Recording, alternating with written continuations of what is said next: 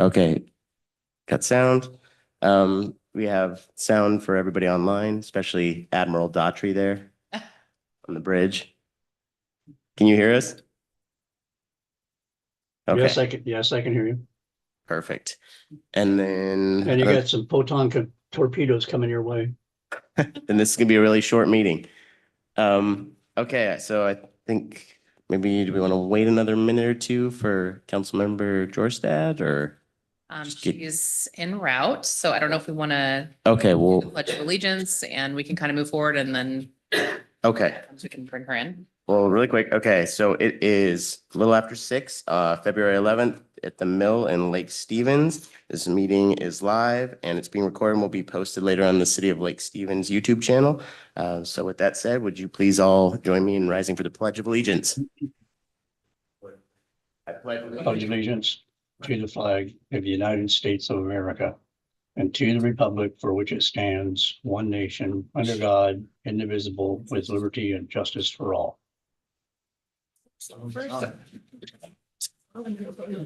Okay, and maybe if we get a really slow roll call. Yes, I can do a very slow call. Councilmember Tagent, Present. Councilmember Donahue, Present. Councilmember Daughtry, I am present. Councilmember Peter Shagan, Present. Councilmember Shipman, Present. Councilmember Ewing, Present. Councilmember Jorstad. Okay, we'll hold off on a motion to excuse because yeah, she is inbound. Okay, and then with that, I will turn it over to Acting Council President Shipman for an approval of the agenda, to which I understand we have one amendment, and that's removal of the executive session, item 12. I move to approve the agenda with the one item removed, the item number 12, executive session. I guess, Second. all in favor? Aye. Opposed? Okay, with that, we've got an approved agenda, so I will go ahead and move on. Any guest business tonight? Okay, none that I'm aware of and not hearing any. We'll go ahead and check online for any citizens who wish to comment. If there are any citizens who'd like to address the council, please raise your digital hand and I can bring you in.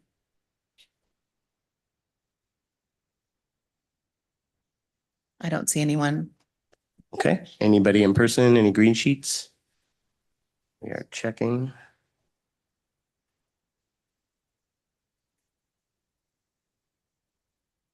No green slips.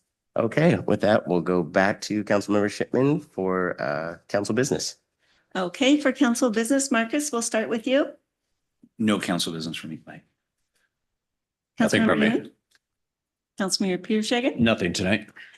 Councilmember Donahue? Yes, so I attended the planning commission last week. The main topic discussed, there were some minor changes to the comp plan that we will be briefed on at some point as part of a planning commission recommendation. But essentially what it boiled down to is there were changes, small changes to the housing element and the land capacity analysis because the Department of Commerce got back to Senior Planner Levitan late with updated guidance. So something that we thought we were exempt from, given our city's demographics, we were actually, they said, nope, now you're required to do that. So he went ahead and took care of that. And it was discussed, like, as I said, the planning commission forwarded a recommendation and we'll be briefed on that at some point. And still not seeing Councilmember Jorstad. She is just on Lundin, so she's really close. Okay. Well, if she's got any burning council business she wants to discuss, we can go back to that. Let's see. Okay, so Hello, I'm here. Councilmember Daughtry?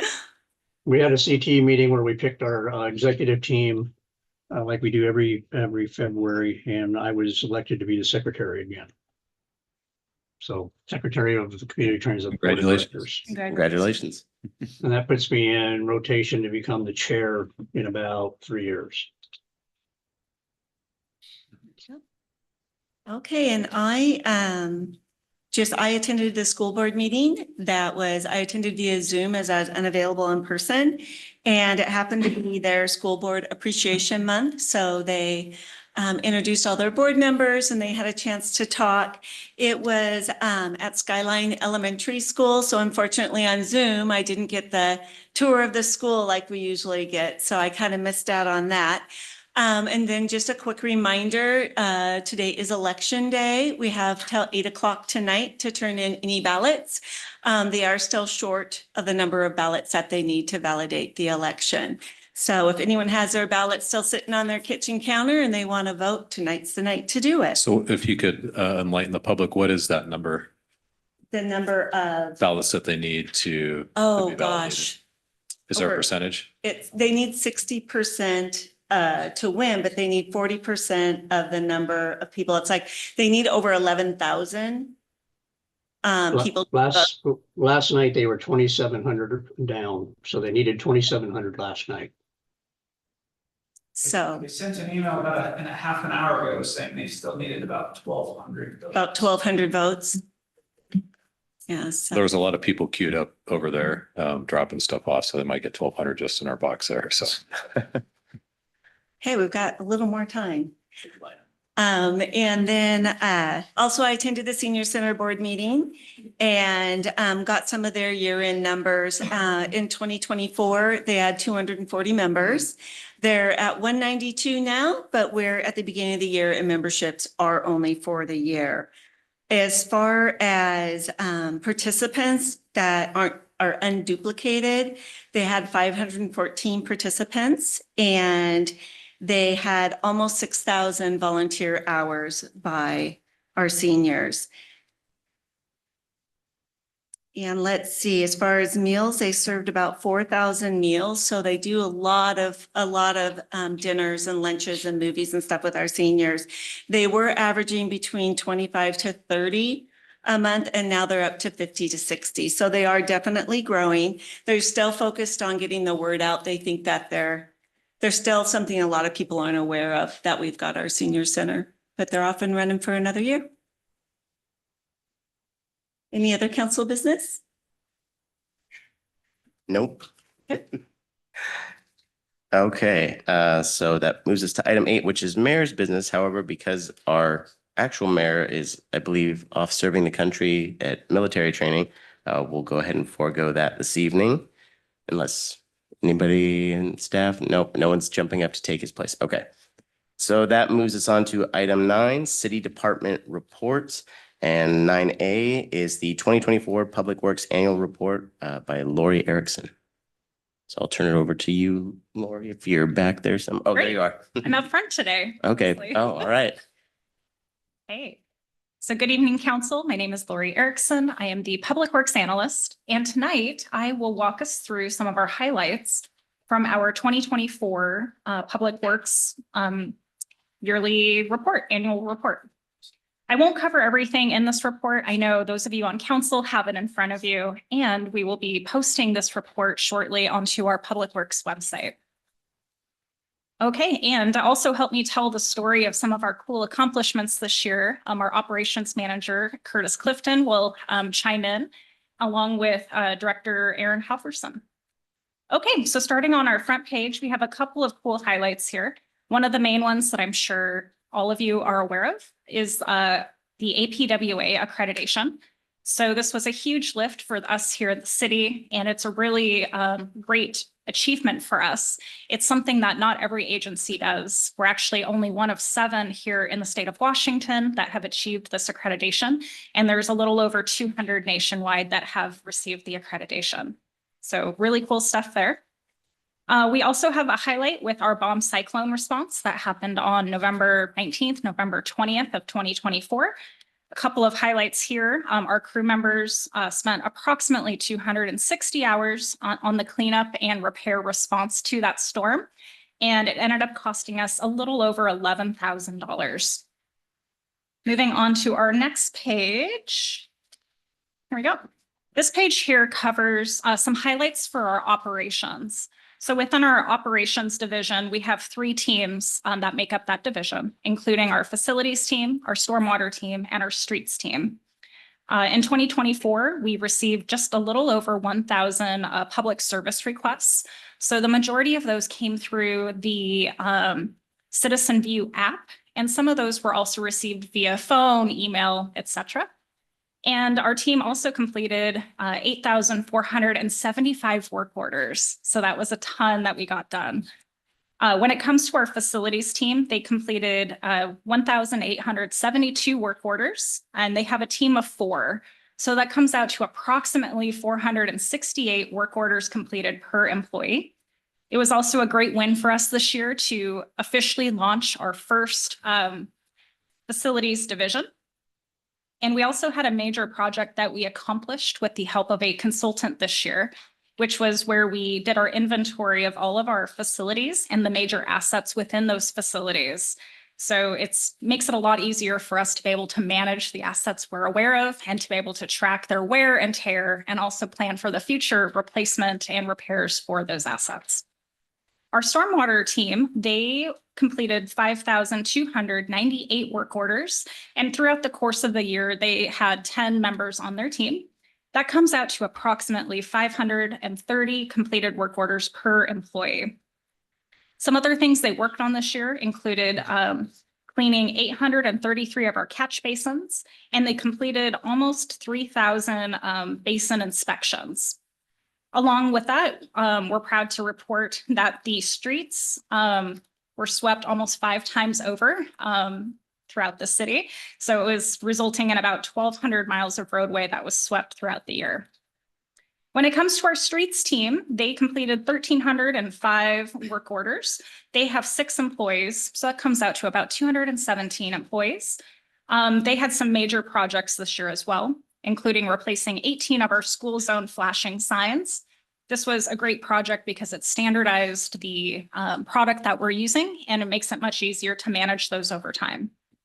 They also installed or repaired 300 of our signs.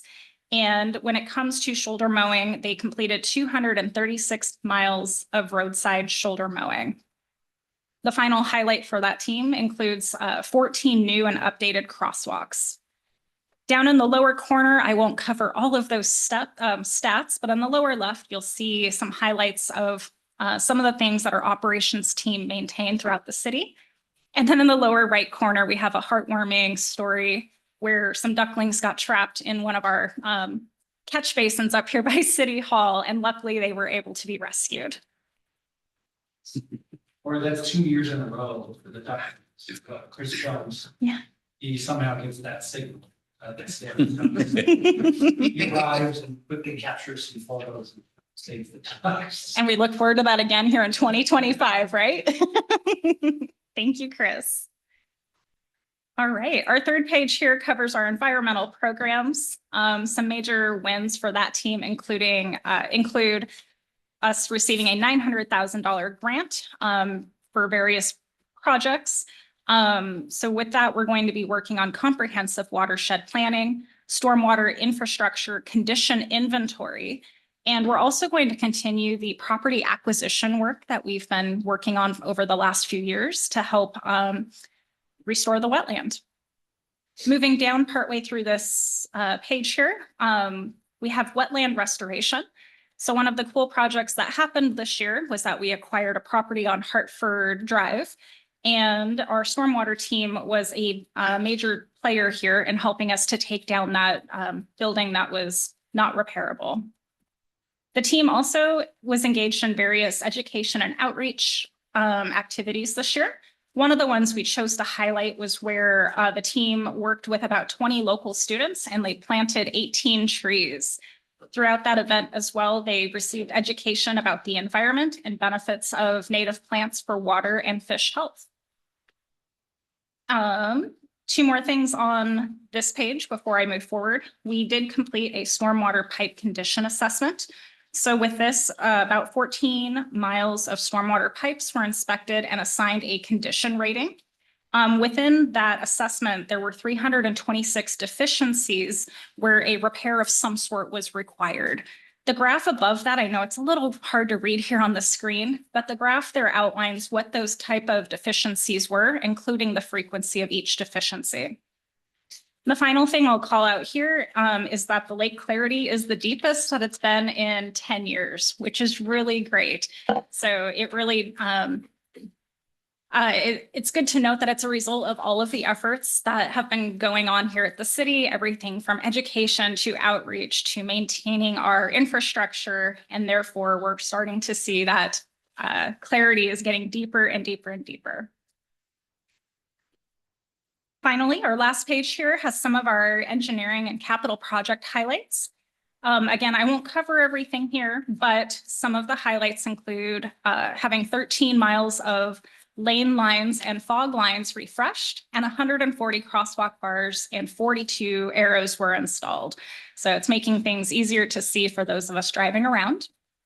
We also accomplished 3,000 feet of sidewalks that were constructed along 91st Avenue Southeast. 2.5 miles were repaved for our roadways. There were 6 completed capital projects. And then the Bayview Connector Trail was worked on this year as well. With that, there is 2,800 feet of paved trail, 2 parking lots, and 2 dog parks in this first phase. In the upper right, we have a quick update on our transportation benefit program. I won't go through all of the stats on that, but it is there for your review. And then towards the bottom, we have our updates from our Main Street capital projects. So we have a quick update there on design and an update there on construction. And if you want more information, we recommend that you click that or scan that QR code and you can learn more about those projects. Curtis, do you have anything to add? I just wanted to point out, as far as the breakdown in the amount of work orders and how many we've been able to do per employee. 2024 was our first full year of using this asset management system. And I think with these numbers, it proves how valuable it's been. I was able to work with the supervisors and set targets for daily averages per employee. And they took the challenge, and we were able to track the work and show them in real time all their accomplishments. So I'm really proud of everything they've done this year. It's great. Director Halverson, anything to add? Sure. Yeah. So I also agree. I'm proud of what the team did. And it feels like every meeting I come here and I kind of rah public works, and maybe I won't do that for a little while, but I'll do it one last time now. There is a QR code you'll see on the page where there's a ViewWorks logo and a QR code. This is a public facing document. So I'm hoping that as we push this out in poster form, people can scan that QR code and submit public requests for service. And then finally, there's also a QR code on the last page. And that is a code that will take you to our project pages for Public Works and for the city in Zen City, which is really a social media focused community sort of feedback project websites the city has been developing that I think are, obviously helpful and instrumental in getting our message out there and helping folks understand what's going on with our capital projects. It's no small task. I mean, 8,500 work orders for the year. That's just really impressive. And I invited some of the staff to come. Chris Jones came tonight. You know, his team has completed 5,300 work orders. It's a crazy number with just 10 people. You see them around the city. It's running Vector trucks and sweeping, but they're the ones who are making this lake water quality depth number go down. So anyway, really proud of what the team is doing, and hope you guys enjoy this annual report. All right, thank you.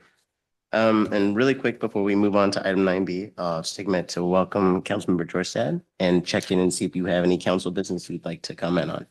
Thank you. I think I'll pass tonight. Thanks. All right. I would want to comment on one thing on that report. I went to the APW accreditation in Atlanta with the team, and I probably don't notice how big of it is thing here in Little Lake Stevens, Washington. But when you go down to that place is packed with, cities that have a lot of accreditation and that show up year after year. The other cities in Washington, the 7 others, they were all pretty well represented. Some of them with groups of, 20, 30 people. Gene, you were there, right? It was absolutely amazing, the turnout. And just all of them walking up on stage, getting 5-year, 10-year of this. And I was sitting there talking with some other council members and they just talked about what this really does for their city and helps them set apart and helps them set a standard that the whole team works and lives by. And something they really love and are proud of and continue to work up to that. So I really thought that was really neat. And just congratulations again for all the whole team there doing that. I thought it was really awesome. And it's something I would go to again. It's something to really be proud of for our city. Any other questions or comments for? I did, oh, go ahead. Oh, as far, Go ahead. Go ahead. as far as the water quality goes, so the depth is a reflection of the lack of pollution. So, I mean, we've basically cut down, water quality is improved by, doubled, as far as the clarity. So our next step, Crater Lake is 142 feet, water clarity. And so that's our next target. And so I'm confident that we can, achieve that with proper protocols. I don't even think we have 142 feet. You get through the muck. We'll do our. Submit a work order to start digging. I just wanted to take a moment and thank you. This was really helpful. And when I reviewed it prior to the meeting, whoever decided to add the duckling story to it, there's just such a human aspect. And I felt, this is a lot of information. I don't think people have any idea just how much work you guys do. I mean, your team is always busy. We see you out and about every day. And so including all these stats, and I'm so happy to hear of our lake clarity, but then throwing in that duckling story just cracked me up. And I thought that was a good reflection on the human side of your department. Yeah. So thank you. Thank you. I will take 1 minute and just say two things. Number one, Please. I'm very sorry for my tardiness tonight. I'm sorry I missed the first part of this presentation. This is a beautiful, well done, amazing document. The other thing I'll say is don't ever apologize for coming here and saying rah rah about your team. Love it, love hearing it, and they absolutely deserve it. So thank you all very much for your work. I'd just like to say congratulations, excuse me, to Public Works. Excuse me, getting all choked up. When I first got on the council 8 years ago, Public Works was just the capability that the city has grown to and has accomplished is amazing. And like I say, 8 years ago, it was just, a small percentage of what it is today. And so it's just, that's a tribute to all the people that are working hard and moving forward. So with that, I'd say thank you. So. Well, you guys made Gary well up. I don't know. I can, give you any compliment higher than that. So congratulations and well done. Okay, that moves us on to item 9B, which is the 2024 Planning and Community Development Annual Report. So I will turn that over to Director Wright. Okay, good evening and thank you, Council. We're going to just go over some of the highlights of our annual report. You do have it in your packet, and I didn't put a slideshow together tonight, but you do have your report in your packet. So what we tried to do is just the first page is more of an executive summary, just highlighting some of the activities we've done. You were there for the ride on a lot of those as we went through the comprehensive plan update over the last year plus. Several code amendments, and then we worked most recently on an update to our fee schedule. Some of the other things that we've done would be working on the Civic Campus and the Historical Museum. And as you go through there, we like to sort of share that we've also, this last year, really focused on process improvements, internal improvements. That is for our internal customers and our staff to make sure that they're doing work consistently, and also to improve items for our external customers, our applicants, to make sure that they are getting their permits effectively and efficiently. We've welcomed some new staff this last year, said goodbye to some others, including last week, we said goodbye to Melissa Place, who's been our long-term employee. She's moved on to another opportunity at the at the county. But as we say goodbye to one person, we say hello or congratulations to another. As of today, Dave Levitan has accepted the role as principal planner for the city. So we continue to celebrate having Dave here and the excellence he brings to our long-range planning and just his strategic thought process. He's a great asset to the team. We also just mentioned in this document some of the training we've been through in the last year, and that's across the board for all teams. All of us and all of the managers and the team really value the opportunity to give all of our staff training time, whether it's for accreditation, for an inspector, going to a conference, or a variety of other tasks.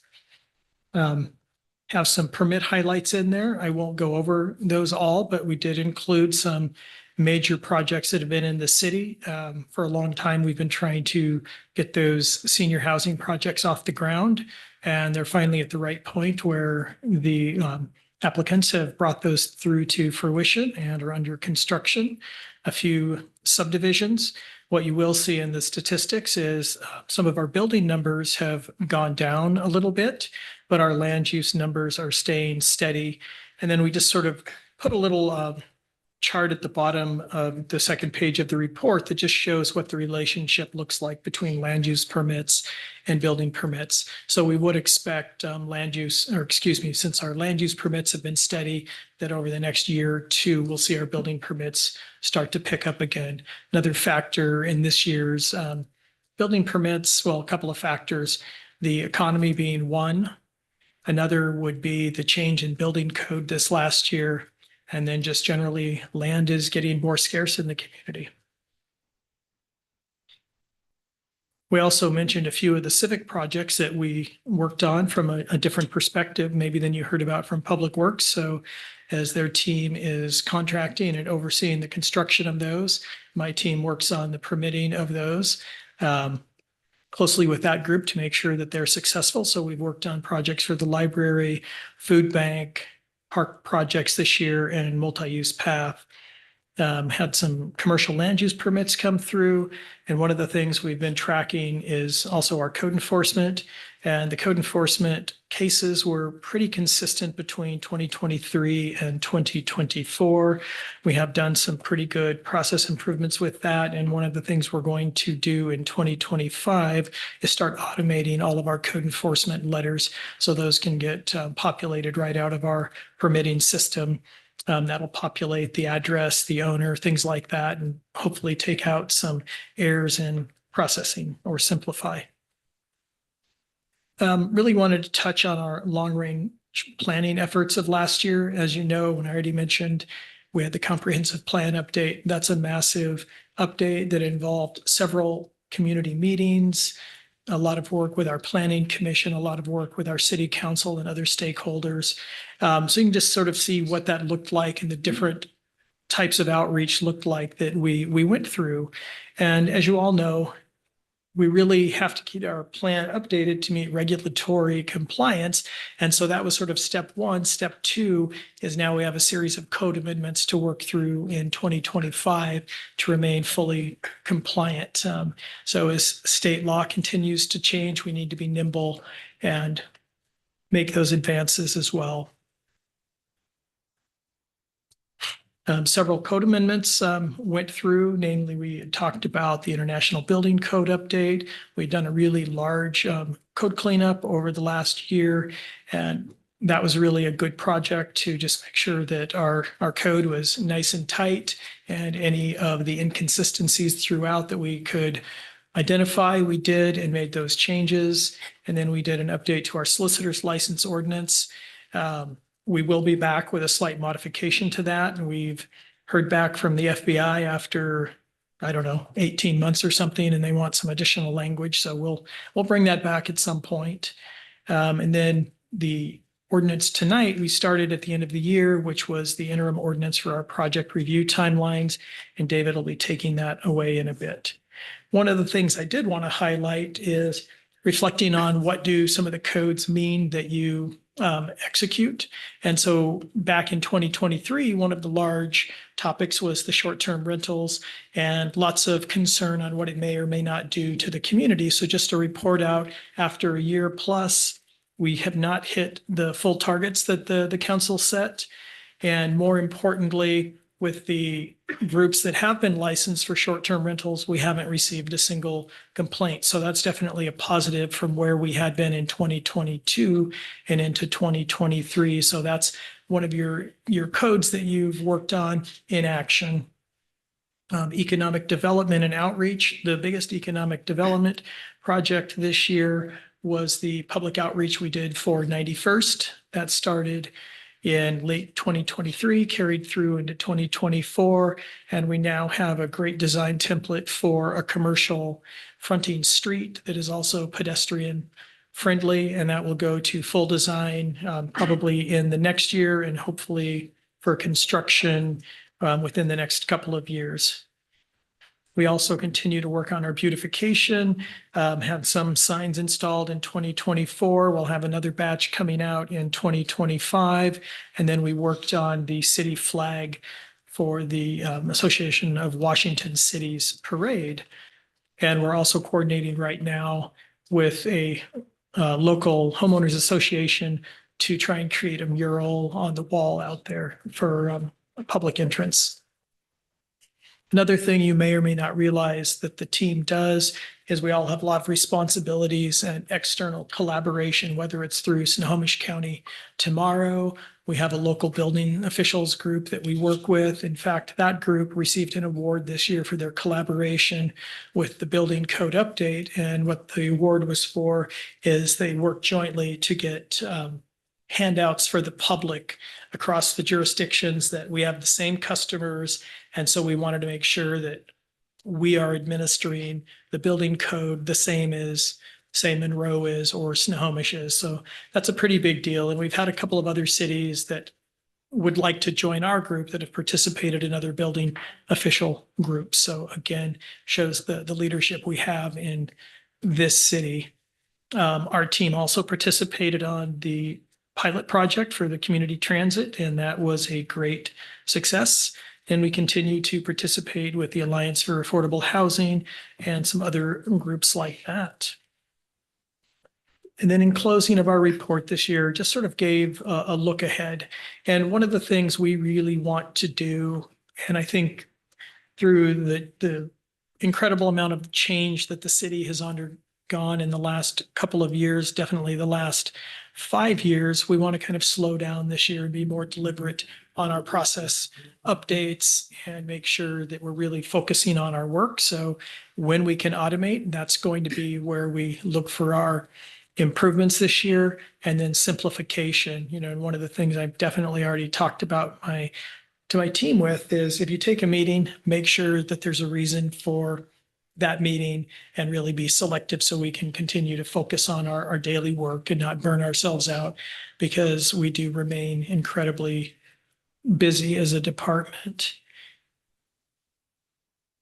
One of the parts of the automation, we are participating in the mayor's initiative to see how we can integrate artificial intelligence into our daily work. So we are going to do that across different arenas with the team.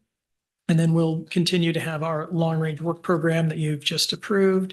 And we'll continue to look for those training opportunities for our team as the year moves on. So that's it for my report tonight. Happy to answer any questions or take any comments.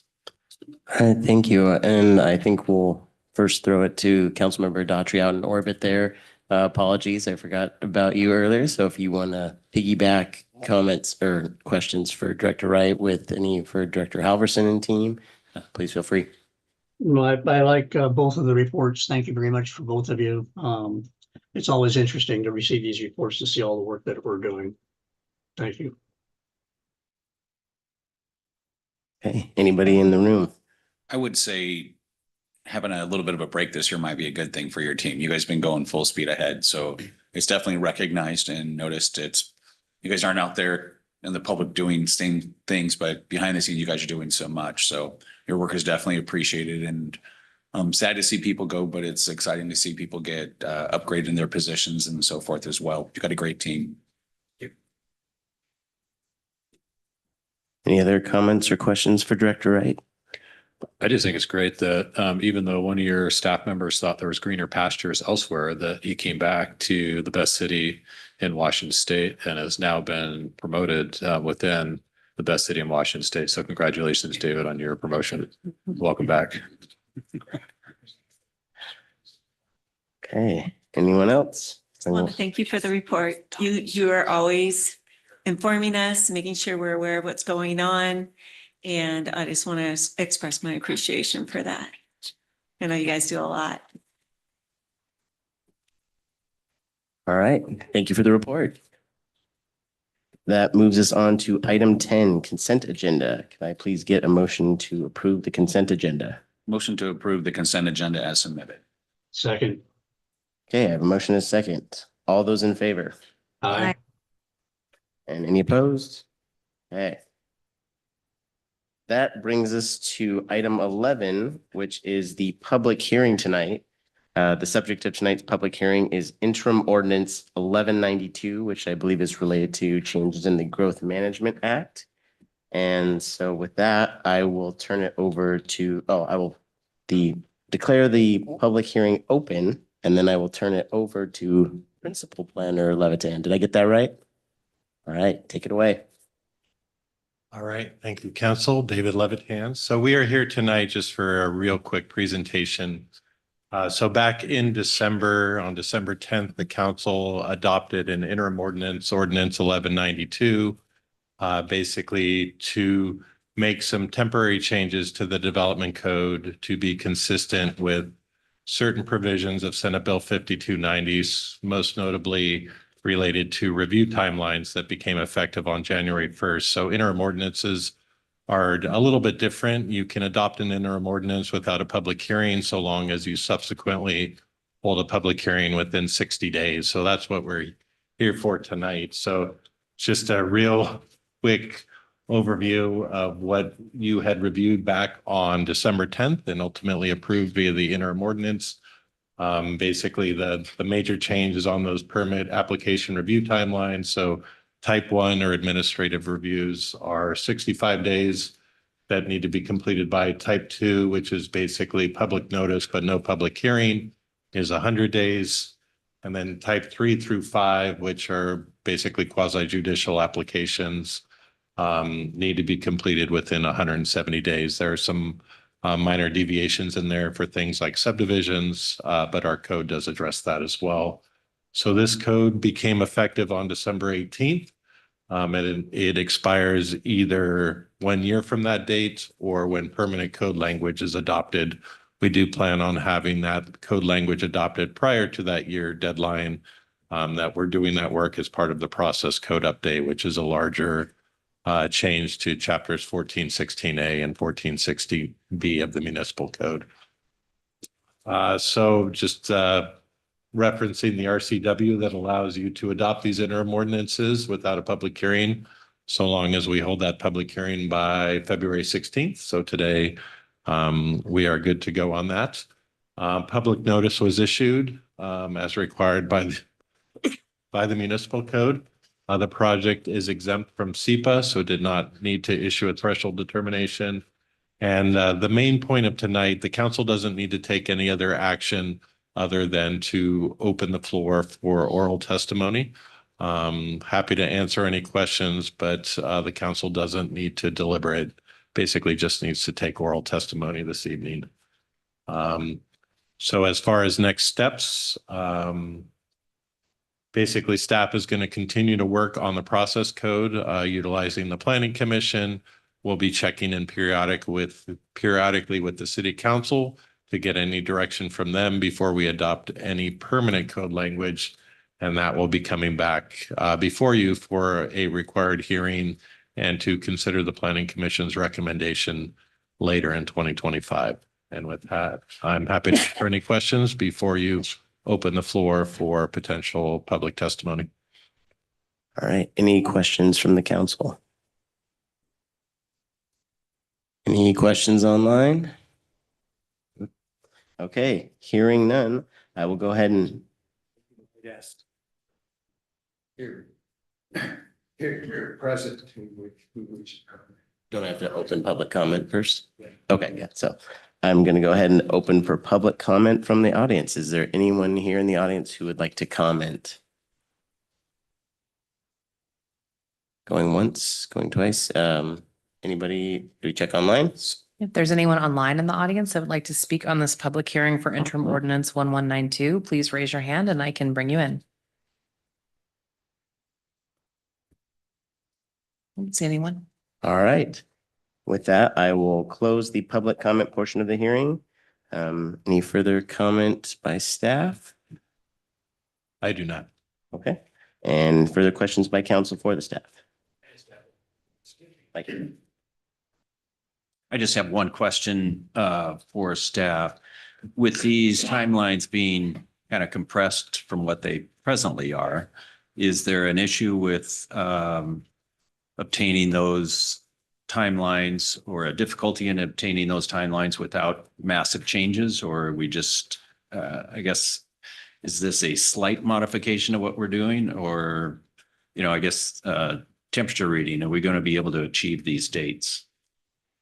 Yeah, and I'll let Russ weigh in as well, but yeah, I mean, that's a major focus and just being compliant with the changes, you know, implemented through Senate Bill 5290.